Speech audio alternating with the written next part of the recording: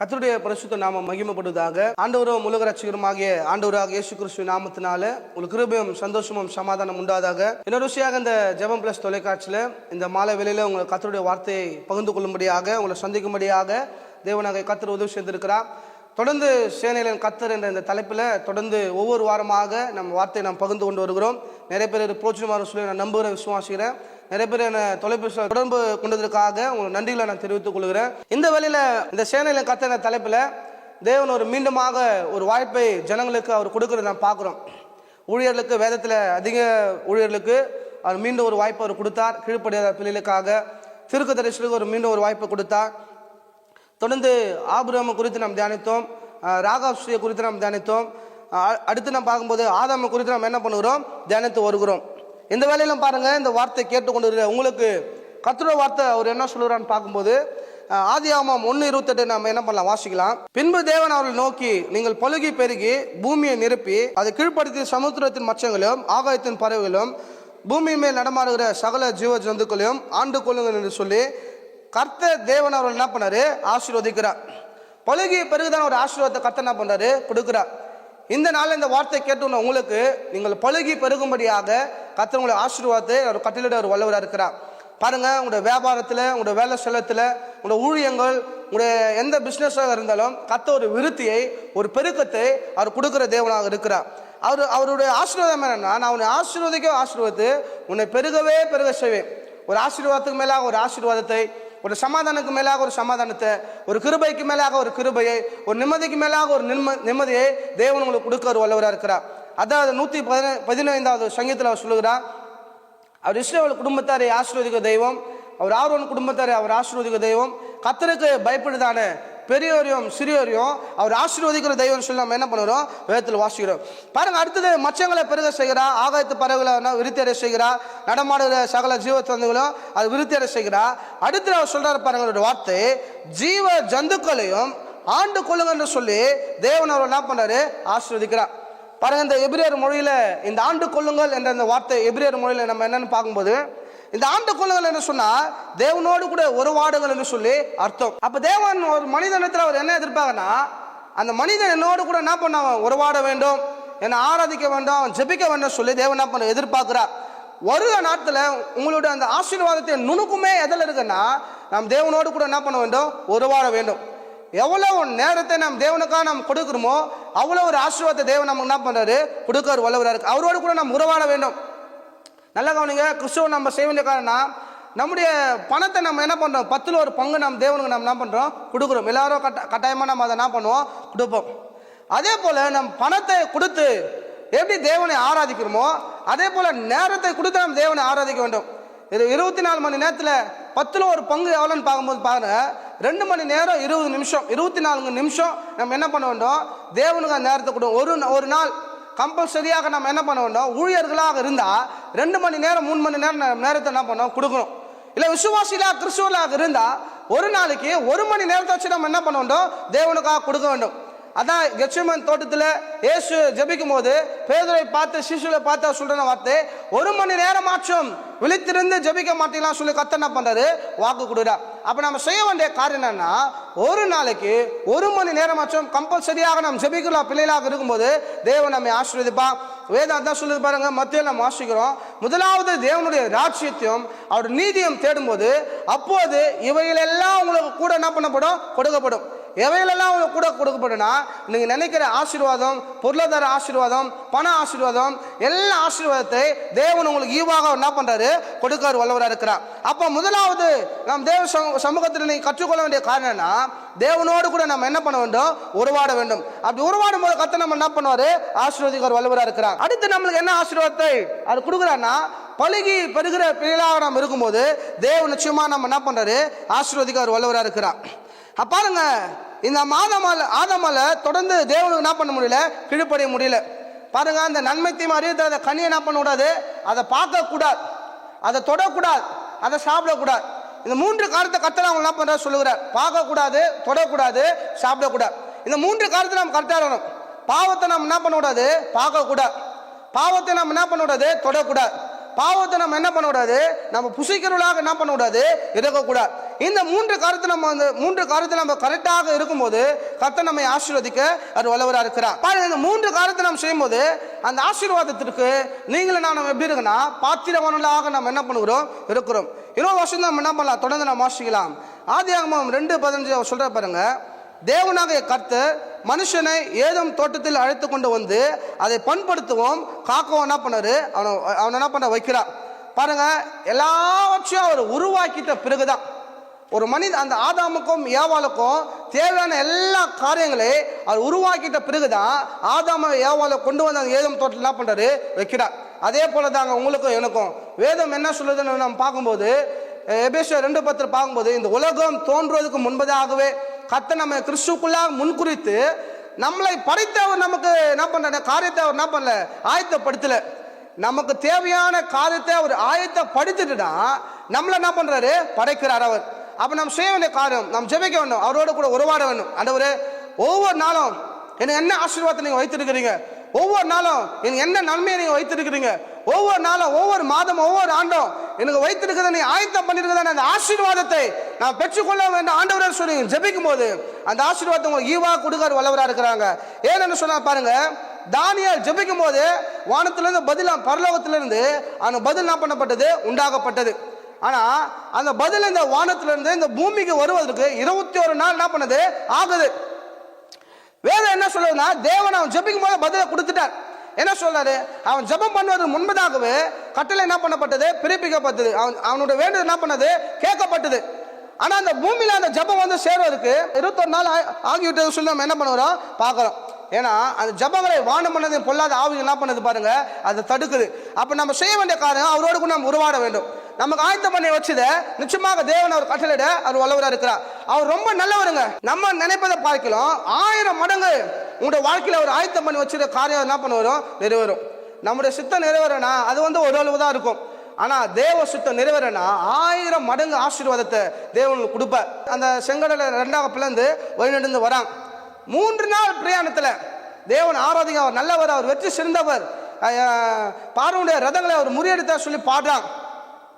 அடுத்த சம்பவம் என்ன நடக்குது பாருங்க, மாராவின் நீராண்ட வந்தபோது அவங்களுக்குள்ள அவிசுவாசம் வந்துச்சு. உடனே மோசையை கல்லெடுத்து என்ன பண்றாங்க, அடிக்க பார்க்குறேன். ஆனால் மோசை பாருங்க ஞானம் உள்ளவனாக இருந்து வேதம் சொல்லுது, மோசை பூமியில் எல்லா மனிதரை பார்க்கலாம் அவன் ஞானம் உள்ளவனாக என்ன பண்றான் இருக்கிறான், சாந்த குணமுள்ளவனாக என்ன பண்றான் இருக்கிறான். பாருங்க, அந்த பிரச்சனை வந்தபோது அவன் என்ன பண்றான்னா தேவ சமூகத்தில் அவன் ஜெபிக்கிறான். அவன் ஜெபித்த போது அவர் என்ன பண்றான்னா ஒரு மரத்தை அவனுக்கு காண்பிக்கிறான். அந்த மரத்தை என்ன பண்ணப்பா வெட்டி அந்த மாறாவ நீர்ல போடுன்னு சொல்லும் போது அவன் அதுக்கு என்ன பண்றான், கீழ்படுகிறான். கீழ்படிந்து அவன் அங்க கேள்வி கேட்கல, ஆண்டவரே மரத்தை எப்படிப்பா நான் வெட்டுறது, அதை வெட்டனா எப்படிப்பா அதுல போட்டா அந்த மரம் எப்படி, அந்த தண்ணி எப்படிப்பா மதுரமா மாறும் சொல்லி அவன் கேள்வி கேட்கல. இனி நிறைய பேர் தேவனை கேள்வி கேட்குறீங்க. கர்த்தர் நம்மளை அழைத்திருக்கிறார். ஊழியக்காரங்க நிறைய பேர் தேவ சமூகத்தில் கேள்வி கேட்குறாங்க. விசுவாசி நிறைய பேர் அவர் சமூகத்தில் நம்ம என்ன பண்ண கேள்வி கேட்குறோம். அவர் கேள்வி கேட்கக்கூடாது. அவர் சொன்னா நம்ம செய்தோம்னா அவர் அற்புதத்தை என்ன பண்றாரு, செய்ய அவர் வல்லவராக இருக்கிறார். அப்ப அந்த மலைக்கிளையை உடைத்து அந்த மாறாவி நீர்ல போட்ட போது அந்த மாறாவி நீர் மதுரமாக மாறன்னு சொல்லி நம்ம என்ன பண்ணுறோம், வேதத்தில் வாசிக்கிறோம். அதை வேத வல்லுநர் சொல்லுகிறார்கள், அந்த கிளதை வந்து எதை குறிக்குன்னா சிலுவையை குறிக்கிறது.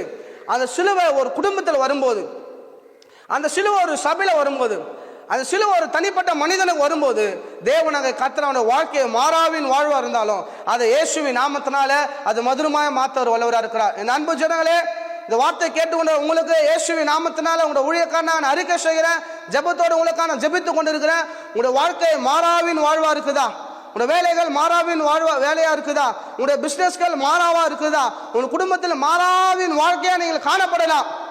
அந்த சிலுவை உங்களுடைய குடும்பத்தில் வரும்போது, அந்த ஜெய கிறிஸ்து இயேசு உங்களுடைய உள்ளத்தில் வரும்போது இயேசுவின் நாமத்தினால உன் மாறாவின் வாழ்வை அவர் மதுரமமாக அவர் மாற்ற அவர் வல்லவராக இருக்கிறார். அடுத்த பாயிண்ட் என்னன்னு பாருங்க. அப்ப அந்த மரம் எதை குறிக்குது, வேத வல்லுநர் ஆராய்ச்சி பண்ணி சொல்றாங்கன்னா அந்த மரம் எதை குறிக்குன்னா நெல்லி மரத்தை என்ன பண்ணுதான் குறிக்குது. ஒரு நெல்லி மரம் வளரணும்னா 20 வருஷம் 30 வருஷம் ஆகணுங்க. அப்ப தேவன் எப்படி உங்களுக்கு ஆயத்தப்படுத்துறான்னு சொல்றதுக்காக என்ன பண்ண சொன்னேன். ஆதாமுக்காக ஏதம் தோட்டத்தை ஆயத்தப்படுத்தி ஆதாம் ஏவால அந்த ஏதம் தோட்டத்தில் அவர் என்ன பண்றாரு, கொண்டு வருகிறார். அடுத்து என்ன சொன்னா ஒரு மனிதனுக்கு அவர் எதை ஆயத்தப்படுத்தணுமோ அதை என்ன பண்றாரு, கொண்டு வருகிறார். இப்ப பாருங்க, அப்ப அந்த செங்கடை 2ஆக பிளந்துட்டு அவர்கள் பிரயோசித்து போகும்போது அடுத்து தேவனுக்கு தெரியும் இவங்க மாறாவை நீராண்ட வருவாங்க, ஜனங்கள் மோசையை முறைப்பாங்க. அப்ப மோசையை முறுமுறுக்கும் போது மோசை என்னை நோக்கி நான் ஜெபிப்பான், அவங்களுக்கு எதனா ஒரு காரியத்தை நான் ஆயத்தப்படுத்தணும்னு சொல்லி 25-30 ஆண்டுகளுக்கு முன்பதாகவே அந்த நெல்லி மரத்தை கர்த்தர் என்ன பண்றாரு, ஆயத்தப்படுத்துறார். ஏதோ புஷ்ன்னு சொன்னவனே நெல்லி மரம் என்ன பண்ணல, வரல. அப்போ 30 வருஷத்துக்கு முன்னாடியே தேவன் நெல்லி மரத்தை என்ன பண்றாரு, ஆயத்தப்படுத்துறார். என் அன்பு ஜனங்களே, இந்த 2025 இந்த மே மாசத்துல கர்த்தர் உங்களுக்கு என்னத்தை ஆயத்தம் பண்ணி வச்சிருக்கிறாரோ, உங்களோட குடும்பத்துக்கு, உங்களோட கணவன் மனைவி பிள்ளைகளுக்கு, உங்களோட வியாபாரத்தில் எதுவா இருந்தாலும் எதை ஆயத்தம் பண்ணி வச்சுக்கிறாரோ, இயேசுவி நாமத்தினால உங்களுக்கு தீர்க்க தரிசனமா சொல்லுகிறேன், அது இயேசுவி நாமத்தினால இந்த ஆண்டுல நீங்கள் பெற்றுக்கொள்ளும்படியாக கர்த்தர் உங்களுக்கு அனுகிரகம் பாராட்ட அவர் வல்லவராக இருக்கிறார். இதுக்கு செய்ய வேண்டிய ஒரே ஒரு காரியம், அவர் ஆயத்தம் பண்ணி வச்சிருக்கதான ஆசீர்வாதத்தை நீங்கள் பெற்றுக்கொள்ள வேண்டும் என்று சொன்னால் ஒரே ஒரு காரியத்தை இந்த நாள் நீங்க செய்ய வேண்டும். என்னன்னா, தேவனோடு கூட உருவாடுங்கள். தேவனோடு கூட நம்ம உருவாடுவதில்லை, ஜபிப்பதில்லை, வேதம் வாசிப்பதில்லை, சபைக்கு வருவதில்லை. ஆனால் ஆசீர்வாதம் மாத்திரம் நம்மளுக்கு எப்படி வரும்? நம்ம செய்ய வேண்டிய காரணம் என்னன்னா, நீங்க தேவனோடு கூட நீங்கள் உறவாடுனா தேவன் அங்கே கர்த்தர் நீங்க நினைப்பதை பார்க்கலாம், சேனைகளின் கர்த்தர் 1000 மடங்கு உங்களை நிச்சயமாக ஒரு ஆசீர்வதிக்க என்ன பண்றாரு, அவர் வல்லவராக இருக்கிறார். பாருங்க, தேவன் அந்த காலத்துல ஆதாமுக்காக அவன் பாவத்துக்குள்ளாக அவனை தள்ளுவதற்காக அவனுக்கு அவர் என்ன பண்ணா, பாம்பை என்ன பண்ணா, பிசாசு தெரிந்தெடுத்தான். பாம்பை தெரிந்தெடுத்து அதை அவன் என்ன பண்ற, ஏமாத்தான். இப்போ உங்களை தேடி பாம்பெல்லாம் என்ன பண்ண வராது. பிசாசுலாம் சைட்டவங்க மூலமா என்ன பண்ணுவான், நிற்க மாட்டான். மனிதர் மூலமா பிசாசு வருவான், கள்ள போதர் மூலமா வருவான், கள்ள திருக்குதரிசிகள் மூலமா வருவான், கள்ள வேத பாடகர் மூலமா வருவான். உங்க குடும்பத்தில் உனக்கு பிசாசு எழும்புவான், சபையில உனக்கு பிசாசு எழும்புவான். வேதம் சொல்லுது பாரு, நான் சொல்லல, உன் வீட்டாரே உனக்கு சத்துரு என்று சொல்லி என்ன பண்ணுது, வேதம் சொல்லுது. அதுதான் நான் ஆல்ரெடி உங்களை நான் சொல்லியிருந்தேன், நாசிலே சோசமுள்ள மனுஷனை நம்புவதை பார்க்கலாம், கர்த்தர் மேல் பற்றுதலாய் இருப்பது நலம் என்று சொல்லி நம்ம என்ன பண்ணுறோம், வேதத்துல வாசிக்கிறோம். பாருங்க, ஆதியில ஏவாளை வஞ்சிக்கும்படியாக, ஆதாமை வஞ்சிக்கும்படியாக தேவன் என்ன பண்ணார்னா பாம்பை பயன்படுத்துறார். இன்னைக்கு உங்களை வஞ்சிக்கும்படியாக மனிதரை கொண்டு கூட என்ன பண்ணுவான், பிசாசு என்ன வஞ்சிப்பா. நம்ம என்ன பண்ணணும், உஷாராக இருக்கணும். விழித்து இருக்கிறவர்களாக நாம் இருக்கும்போது கர்த்தர் நம்ம வைத்திருக்கிறதான தரிசனத்தை நம்முடைய சேனையில கர்த்தர் நம்மை ஆசீர்வதிக்க அவர் வல்லவராக இருக்கிறார். பாருங்க, அப்ப நம்ம எதில் நம்ம சோர்ந்து போயிடும், பாவத்தில் நம்ம என்ன பண்ண விழுந்துருக்கிறோம். அதான் முன்னாடி நான் சொல்லியிருந்தேன், கர்த்தருக்கு பயந்த ஒரு வழியில் நடக்கிற எவனோ அவன் பாக்கியவான். தீமையை விட்டு விலகுவது கர்த்தருக்கு பயப்படுதான பயம். நம்ம எதை விட்டு விலகணும்? சில பேர் குடிப்பாத்தில் இருப்போம், குடிப்பாத்தை விட்டு நம்ம என்ன பண்ண விலக வேண்டும். இப்போ நம்ம குடிப்பதனால பரலோகம் போக முடியாது. ஞானசம் எடுத்து நம்ம குடிச்சு நம்ம என்ன பண்ண பரலோகம் போக முடியாது. நம்ம பாவம் எந்த பாவத்தில் இருக்குமோ நம்ம விலக வேண்டும். குடிப்பழத்தை அடிமையாக இருக்கிறோமா, விலக வேண்டும். சிகரெட் பழக்கத்துக்கு அடிமையாக இருக்கிறோமா, விலக வேண்டும். விபச்சாரத்துக்கு வேஷத்துக்கு அடிமையாக இருக்கிறோமா, நம்ம விலக வேண்டும். வீணான வார்த்தைகள் நம்ம என்ன இருக்கிறோமா, விலக வேண்டும். வேதம் சொல்லுது, மத்திய சொல்றாரு, வீணான வார்த்தைகளுக்கு நியாயத்தீர்ப்புல என்ன பண்ண வேண்டும், கணக்கு ஒப்பிக்கப்பட வேண்டும். இந்த பில்லி சுனியாவில் நம்ம அடிமையாக இருக்கிறோமா, விட்டு விடணும். பொய்க்கு நம்ம அடிமையாக இருக்கிறோமா, விட்டு விட வேண்டும். திருட்டுக்கு நம்ம அடிமையாக இருக்கிறோமா, விட்டு விட வேண்டும். ஏமாற்றத்துக்கு நம்ம அடிமையாக இருக்கிறோமா, விட்டு விட வேண்டும்.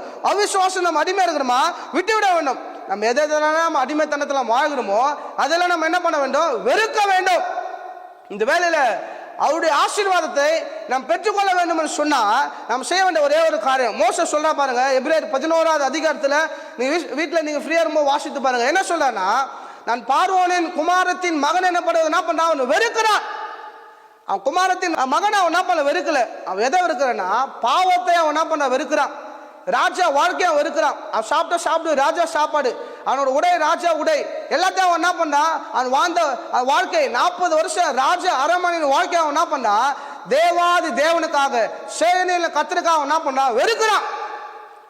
இந்த வேலையில நீங்களும் நானும் தேவனுக்காக நம்ம என்ன பண்றோம், எதை வெறுக்கிறோம், அதை வெறுக்கிற பிள்ளைகளாக இருந்தாதாங்க ஒரு முழுமையான ஆசீர்வாதத்தை இந்த மாலை வேலையில உங்களுக்கு என்ன பண்ற கொடுக்கிற வல்லவராக இருக்கிறார். நான் பலமுறை சொல்லியிருந்தேன், எது செஞ்சாலும் நம்மளுக்கு ஆசீர்வாதம் இல்லை. நம்ம உண்மையாக பரிசுத்தமாக வாழ்ந்து தீமையை விட்டு நாம் விலகும் போதுதான் தேவனாக கர்த்தர் உங்களுக்கு மீண்டுமாக ஒரு வாய்ப்பை கொடுத்து சேனைகளின் கர்த்தர் இயேசுவின் நாமத்தினால உங்களை ஒரு ஆசீர்வாதிக்காக என்ன பண்றாரு, வல்லவராக இருக்கிறார். இந்த நாள்ல பாருங்க, உங்களுக்கு சோர்ந்து போய் உங்களுக்கு கர்த்தர் இந்த வார்த்தை உங்களுக்கு என்ன சொல்றாருன்னா, மீண்டும் ஒரு வாய்ப்பை கொடுக்கிறார். பயப்படாத, அவர் என்ன பண்றாரு, உன்னோடு கூட வரார்.